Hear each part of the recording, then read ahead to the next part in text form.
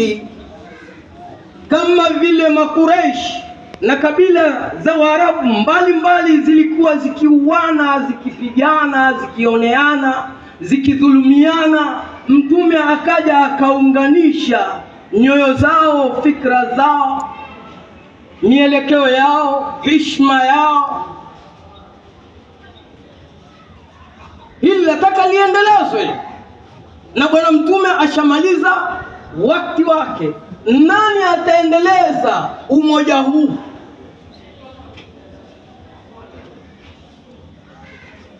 Al-Imam Ali anachaguliwa na mbingu.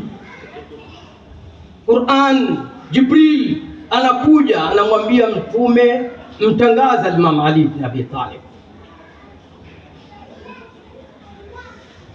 Na hii ni amri. Lakini umma ukachukua upande mwingine. Mal asafi shadid, very unfortunate.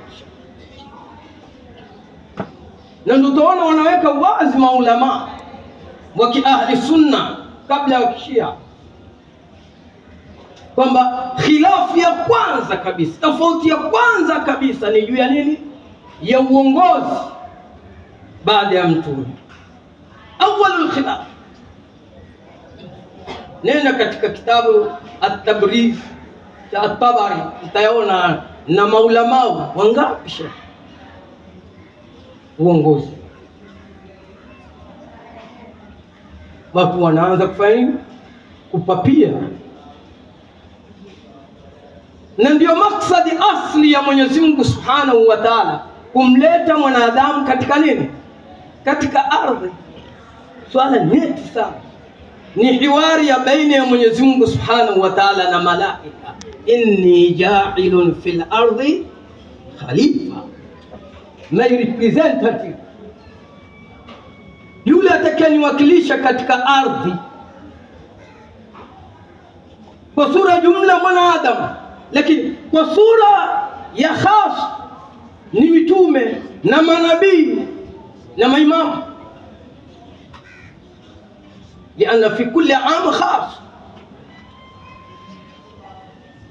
Mitume ndio vielelezo kwa wanadamu wote ili kumwakilisha Mwenyezi Mungu Subhanahu wa Ta'ala katika ardhi.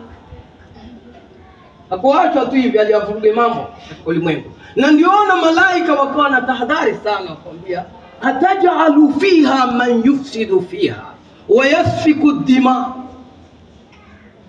Waliona